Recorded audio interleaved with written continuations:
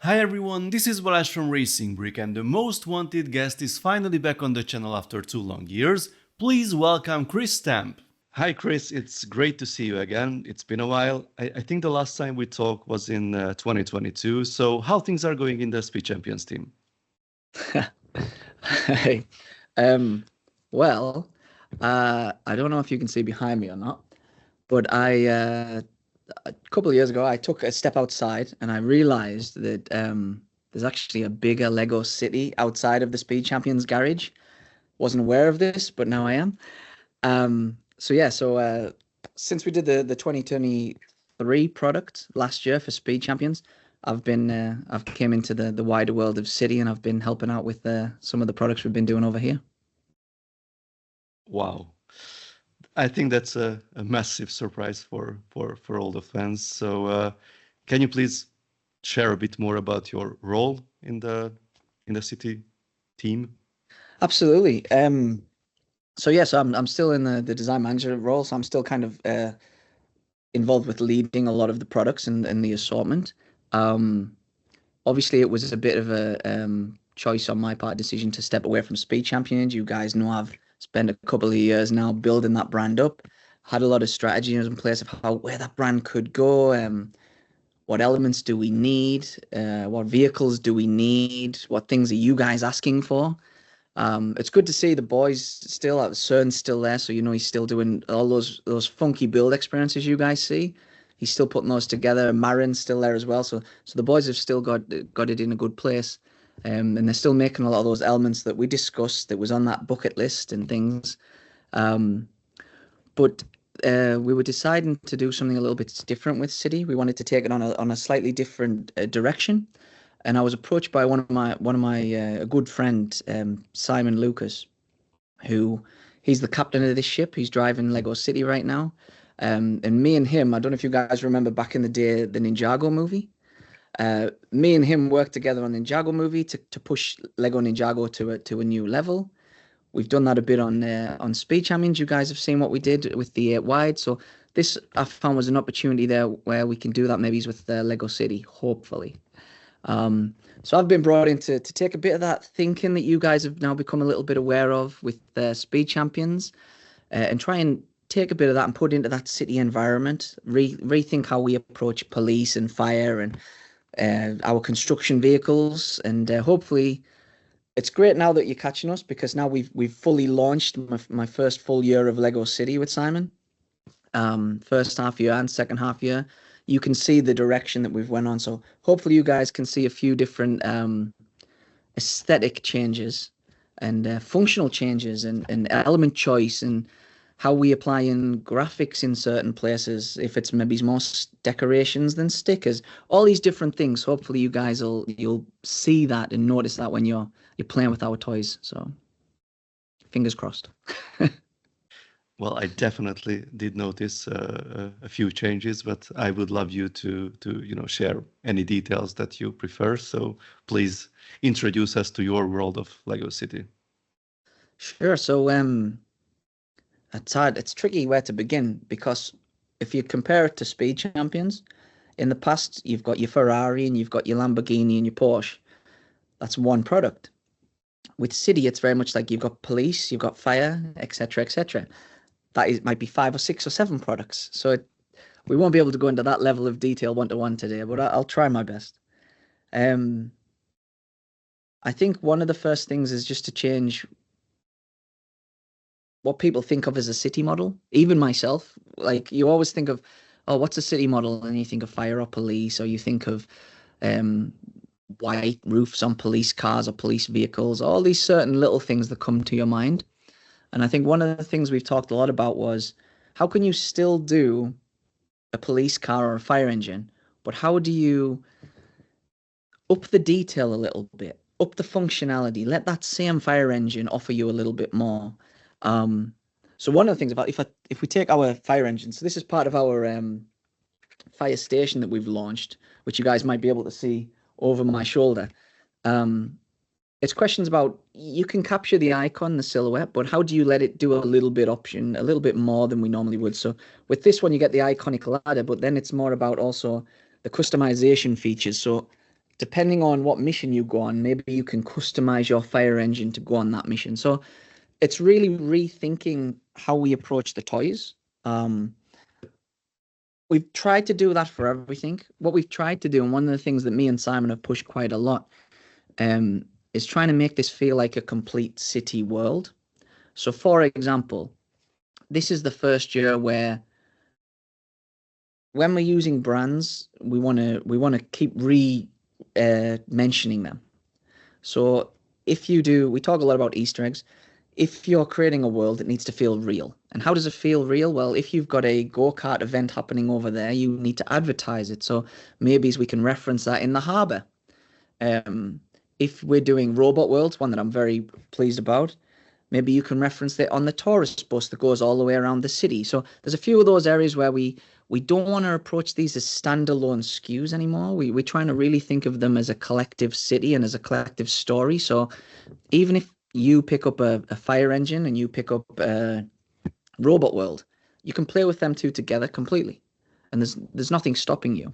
You might see with our vehicles, for example, we've taken a lot of the design aesthetics, the design approach from Speed Champions. So if you take, for example, this racing truck, or it comes with the little race car, they are in Lego City proportions. However, the way we're using elements is just a little bit different. So there's a lot more to do with the side building of things, the way that lines on a vehicle can flow through it.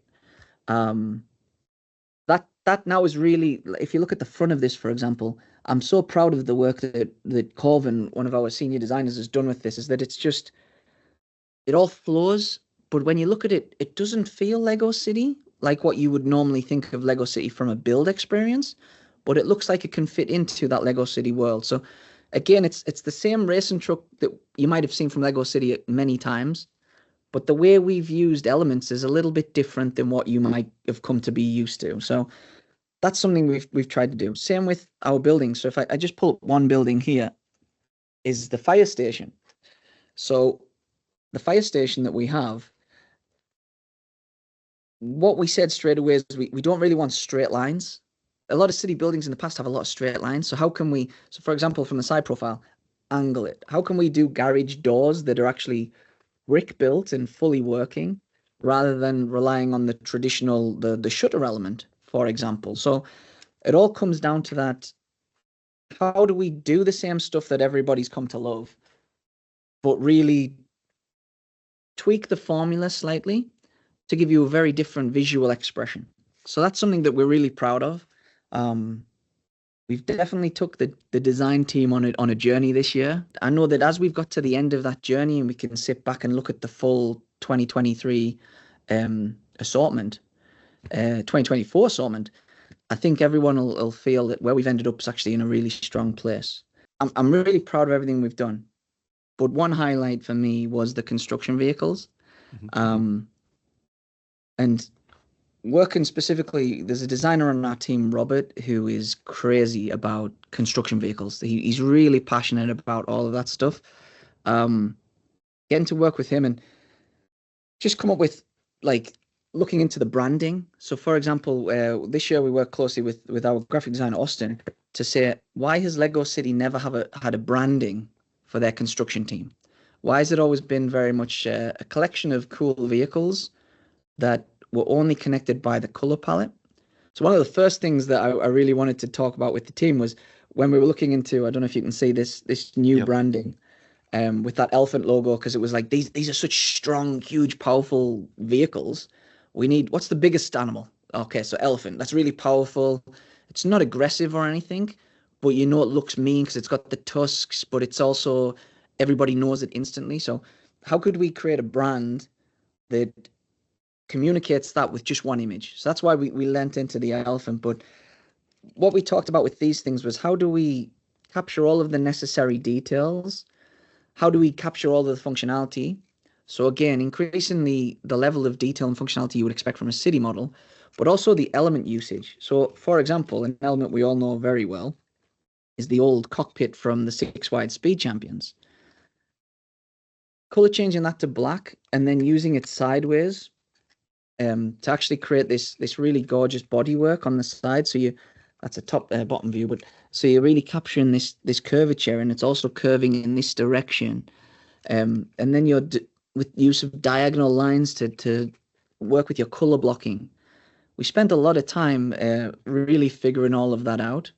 Um, Little things as well as saying, okay, when it's a model this big, or if it's the car transporter, the big 3-car transporter, if it's the Lego truck, all of these models, they're so big. Why isn't it that you can't access the engine? So that's kind of something now we're saying, okay, when it's these vehicles, such a small detail, but being able to actually access that, pull the engine out, it seems like such a small thing. But from a child's perspective, that adds an extra hour of play. That's fantastic. And then taking it to a completely different level, I'm so proud of the work Robert did with this thing. Like it's so colossal. And it takes you 10 minutes just to describe the functions on this thing. Um, it's fantastic. The way that we've worked on this one, and Robert particularly, I need to call him out for this, is just there's a level where design meets engineering, and Robert's been fantastic on this. We took a couple of new elements. It's not something we could have done last year, because we didn't have those elements. But when this all comes together and the amount of functionality it is, the fact that everything can pack up and just drive away, the fact that as well as all of the crane functions, you still get little things like accessing the engine, being able to put all the minifigures on the back. You've got this whole rotating cockpit cabin so that you can change it from driving mode to construction mode. This is that extra level I hope you guys are seeing that we're really trying to spend time working on with our city assortment. That I think the team this year has really tried to go above and beyond with what we're trying to offer.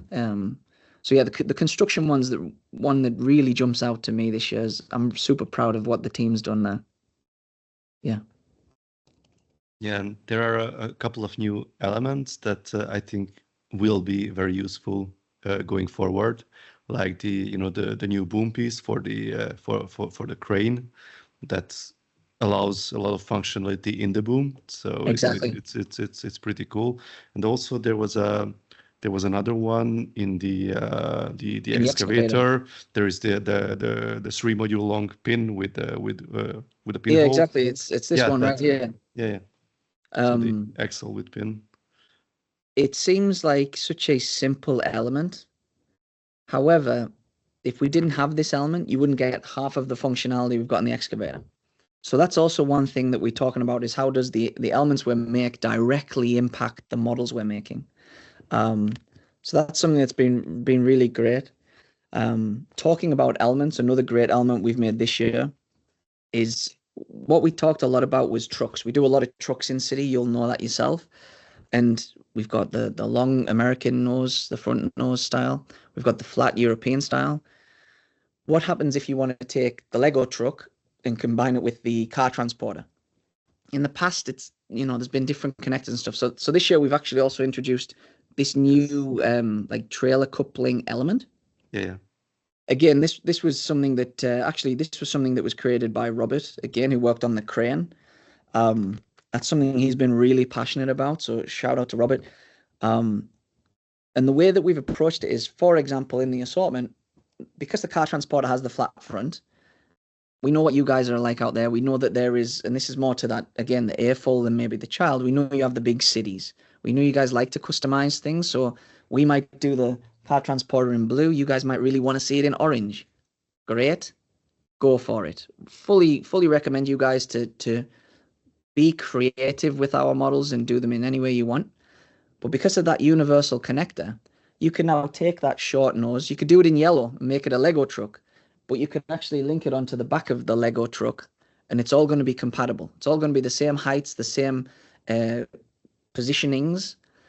Same with the long nose on the Lego truck. If you really like that front, but you might not want it in yellow, you might want it in red, blue, green, whatever.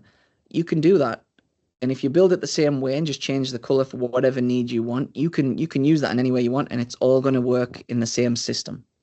So that's little things like that where models function together. Back to that starting point, we're really trying to keep an eye on now. So hopefully you'll be seeing a bit more of that.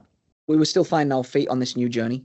So we were saying, okay, how do we elevate aesthetics a little bit? How do we start to line up? For example, with the fire assortment, something that inspired me, obviously, mentioned it in the past, was is Thunderbirds. So you'll notice on all of our fire vehicles, they've all got like a little number. So this is vehicle one, this is vehicle two, this is vehicle three, four, five.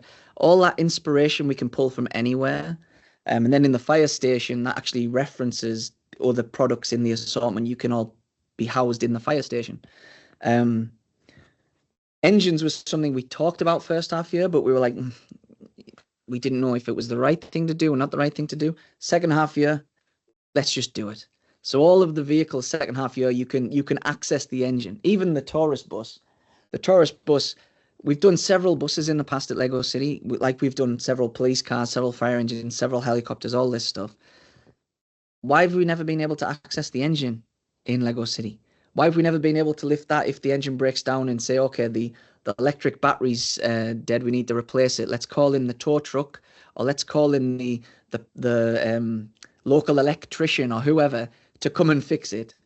Um, all of those kind of things, it should be a working city. So that's what we're trying to do. So um, the bus actually, that's a good example. That was a designer, Bill, good friend of mine. Um, Elevating just simple functionality. So again, when you say like simple details, being able to rotate the signage, so you can say, That's okay, that's it's amazing.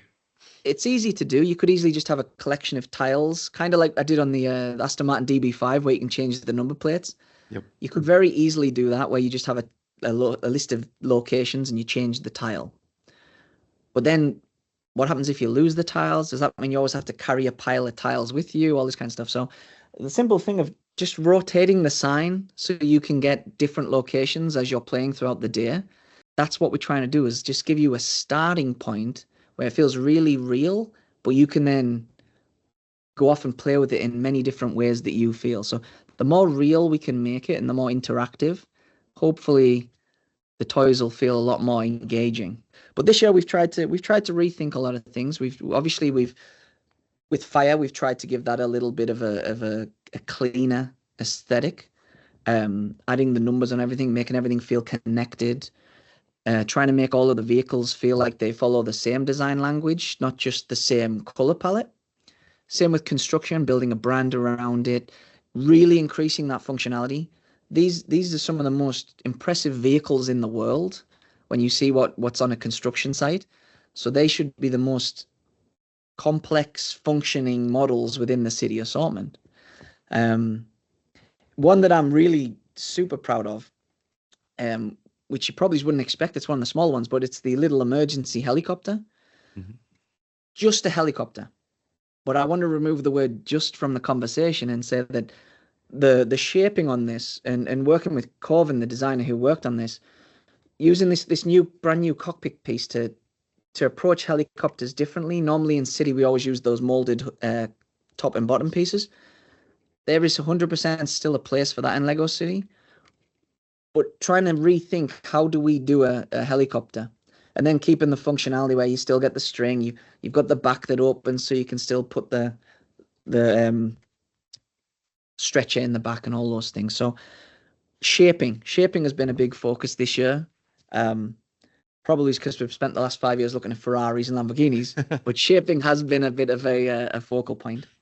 So yeah, Yeah, well, talking about shaping and also build complexity, I noticed, well, with the bus, the sightseeing bus, it's a seemingly simple set, 7 plus, but still has some tricky solutions like the changing plates. I mean, the construction that allows you to suspend that piece and rotate and clip the tiles on.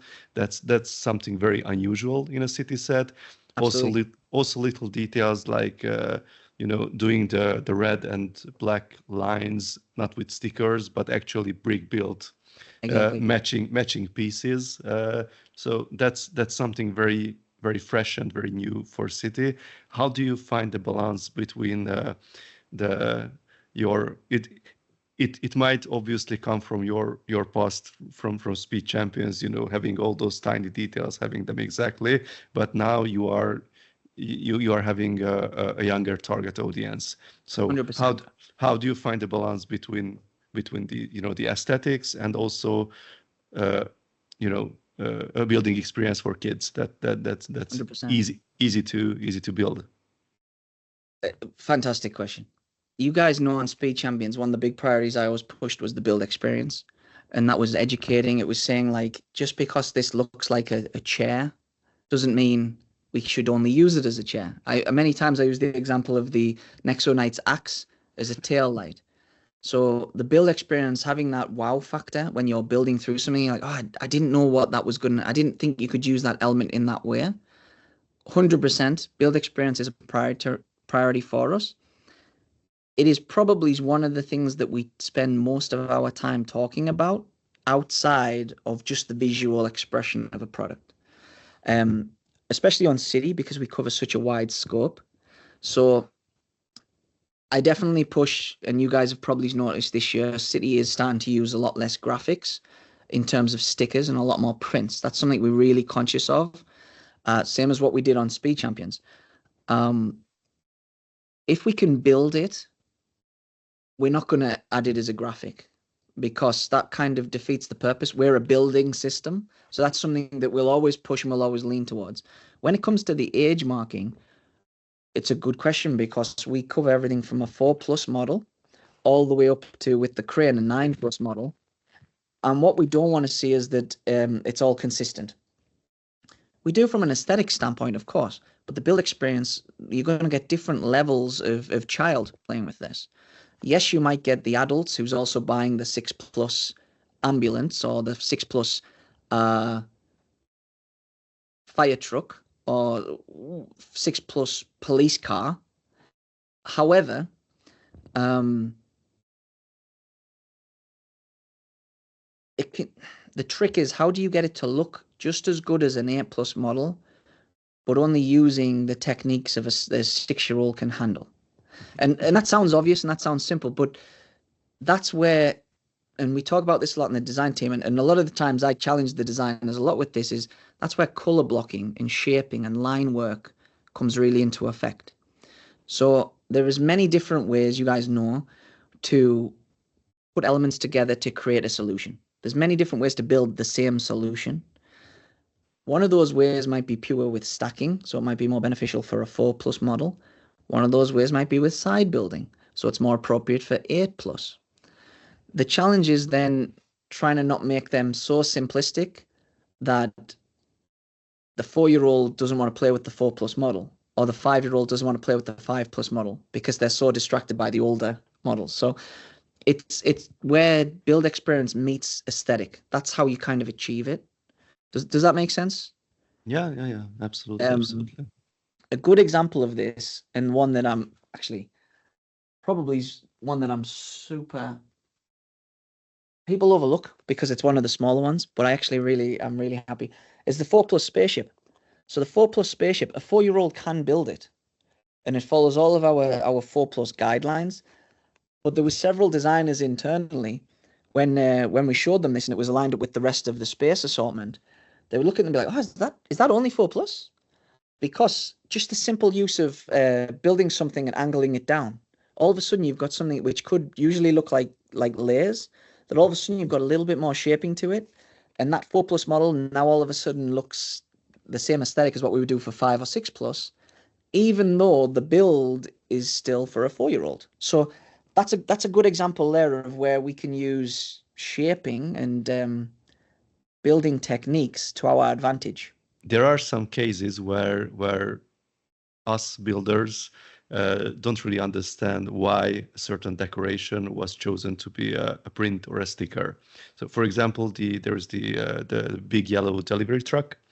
It has massive printed elements, and also have three tiny stickers.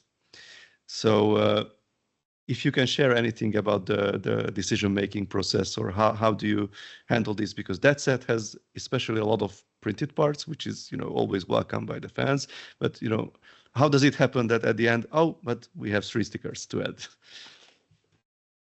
There's several factors. So when we're talking about it, anything can become a sticker and anything can become a decoration. We talk about it a lot just between us, and a lot of the times it comes down to what makes the most sense from our perspective. So, for example, the Lego product, the Lego truck, let's if we focus on that, is designed for a 8+ child. It's got 8+ on the box. Now, I know for a fact that does not mean that a 7-year-old might not buy it because they really want it, and parents are very generous. So we know that. But we also know that that doesn't mean that a 16-year-old might not buy it, or an A-full because they want this in their Lego city in the spare room. Um, so when we're designing products, in the back of our minds, there's a lot of those kind of factors that we're also thinking about. It might not be priority number one, but it is an awareness point. So, for example, if you look at the Lego truck, the Lego boxes inside, each one customized, and that's another example of something we push for is where that references other products in our assortment this year, and you've got something for space, fire, police, medical, like the really core stuff. Um, we know that that is something that if you're sat at home and you're building your own Lego trucks, or you're building your own Lego shop, or you're building your own Lego stall or something to populate your own cities, because we know you guys go wild at building these big, extravagant landscapes. Wouldn't it be great if you had a few of these tiles that you could just populate in that city and keep reusing? Now, from a minifigure standpoint, it's always going to be easier that they can hold that in their hand with the deco because we wouldn't put a sticker on there so it fit in the minifigure's hand because it would probably ruin the sticker. So there's things like that as well. But wouldn't it be great if for the next 6 times you make a Lego store, you've always got that one decorated tile that you can come out and you don't need to worry about the sticker peeling off the more you're using it or interacting with it. So there's that thing about the longevity and the reusability from you guys. Perfect example of that as well in the same exact model is the Lego logo being on a 4x4 tile. There's different ways you can build that. We talked a lot about, and this might be my favorite SKU of this year. It's really hard because every time I talk with a different designer, I have different favorites. Like I've got a real soft spot for the police prison. I think the work that Rick did on that was phenomenal. Taking a police station to a completely new level. I think the work that we did on the robot world, that's for nostalgic reasons and for the journey that model went on. I'm so proud of that model. But there's something that keeps bringing me back to the Lego truck, and I don't know if it's just the fact it's Lego, but this might be my favorite if I'm picking a favorite. Leon, the designer who worked on this, when we were designing it, we talked a lot about this exact question. And there's many ways you can build that section of the model. Do we decorate a much bigger tile and have the Lego logo in the middle? Do we decorate a 2x6 tile and have a much smaller Lego logo? All of these things. But when you start thinking about reusability, in the past, you've seen Lego logos on little 2x2 tiles that fill that tile quite nice proportionally. We thought that's quite nice. But we've never had a big 4x4 one. So we thought again about if you're at home and you're building a Lego store and you need that big Lego logo on the front of your Lego store, if you're a custom builder, that's a perfect piece. So you can also now reuse that piece on whatever you create. Because yes, we're making these products, but we should never forget that the Lego City in particular, it's toys. We want you to take this racing truck away, play with it, customize it, stick on giant boosters, stick on a big rocket on the back, stick on wings, and just it's a toy. Play with it. Dismantle it and build it into something else, a robot, a spaceship, a helicopter, anything you can imagine. That's what we want to push is it is your city with no limits. So go crazy with it. So you might get the Lego truck and you'll play with it and you'll play through all the scenarios and you'll break it down. So you have to fix the engine to get it up and running again. And you'll do all these little things. Then you'll want to dismantle it and you'll want to build something completely new with it. So by having things like the Lego logo on a nice 4x4 tile, you can reuse that on different things. Maybe it's a mech, maybe it's a Lego mech, and that's the chest piece. I don't know. The possibilities are endless. And by making some of these decorations that we know you guys are going to want to reuse, hopefully we are encouraging you to reuse that creativity. Then we can go the other way and we can talk about the stickers that's in the SKU. So in this case, it was the hot dog sign. we've done hot dog signs in many food stores. We do lots of food related products in City and Friends. There's even hot dog vendors in some superhero SKUs and all of these things. If you go back over the years, it will not be the last time we do one of these type of graphics. And every time we're tweaking the branding a little bit. So that's why we thought, okay, what are the elements where you really need to, where you're going to hate it as a sticker, basically? Why, like, if I did the Lego logo as a sticker, you guys would be like, oh, I wish this was a deco. Yeah. However, with something like the popcorn, the not the popcorn, the hot dog sign, that's one where it's also a manageable small sticker. So it's not too small that you can't wrap your fingers around it. It's not too big that it becomes a pain to place. That's one that you could also be like, yeah, I understand why this was done. It's on there. It's fair enough. So there's a lot of those kind of thinkings behind it. My only hope at the end of the day is that when you guys see something like the Lego truck, um, that first impression sparks interest and sparks imagination. Well, I'm sure, well, obviously you won't talk about future products, and that's totally understandable. But from a strategic point of view, uh, do you have the same approach for City now that you had for Speed Champions? Like, building a useful family of parts. So not just focusing on individual products and individual product needs, but building a system that can be used and expanded further in the future. City has all these fixed sub themes that, it Yeah. comes always back. So do you have this strategic thinking for City going forward? Yes and no. I think because it's really depends on the situation. So there's certain things we've thought about. For example, the trailer coupling element that we talked about. When we've designed that element, that is with the mindset that when we do any trucks moving forward, they'll use the same connection system so that you can get a truck from this year and you can get a truck from in 5 years and they'll both work together. So that is stuff that we have been thinking about. Um, Other things, and one element that we haven't talked about, one I'm really pleased with, and it seems such a simple element, but is our dog, for example, this year. So we designed a new dog, and straight away when we were designing that dog, because we get into conversations about what type of breeds of dog have we had in the past, what type of breeds of dog have we not had.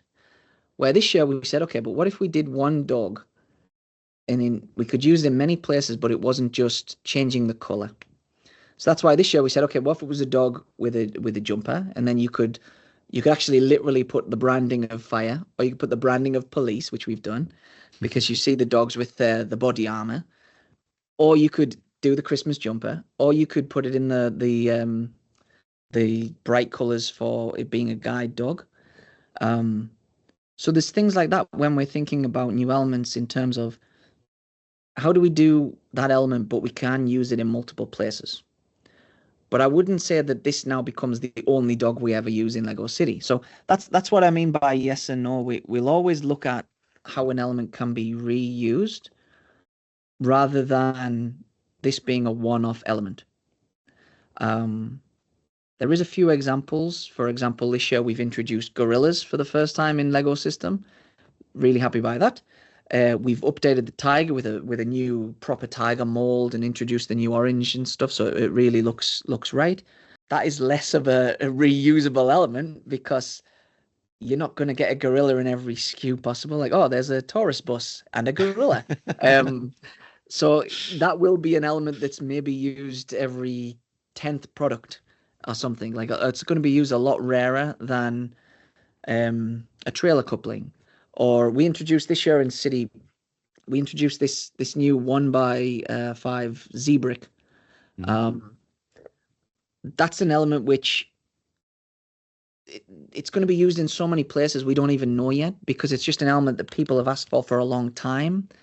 And it's an element where normally you would, especially in City, that is going to help us simplify builds where previously we might need to build a little bit more of a complicated build to achieve the same within the space constraints. So there's things like that that we're also thinking about, but it's the same way we did on Speed Champions. It's the same way me and Simon used to do it on Ninjago. Um, that's just the way you need to think about things. Is there anything else you want to share about City, or is there anything you want to let the fans know about City? I think that's everything. I think everything is everything's been revealed. You guys have seen everything. All I can say is one of the products that I'm the most proud of this year, which you guys hopefully will be getting for off Santa Claus, is our advent calendar this year. Because myself and Rick, one of our designers who worked on the police prison, spent a lot of time this year looking into how do we dial it up. And we've worked very closely with Matthew, one of our graphic designers. So now this year, every character, apart from Santa Claus and Mrs. Claus, gets a unique Christmas sweater. Even the baby gets a Christmas sweater. Even the dog gets a Christmas sweater. So hopefully, City can also take you right up to the new year. That's what I would hope to mention. So yeah. Yeah, well, Yeah. can't wait to see that. And well, again, thank you very much for the opportunity and to share your new journey with us. Anytime. Thanks a lot. It's been great. Thank you. So folks, Chris being at City now after his long journey with Speed Champions was a huge surprise, but hopefully this discussion has explained a lot of the things you've seen in the sets, and I can't wait to see what new stuff we get next year. If you enjoyed this video, then please give it a thumbs up and don't forget to subscribe with notifications because more exciting LEGO videos are coming soon. See you next time, bye bye.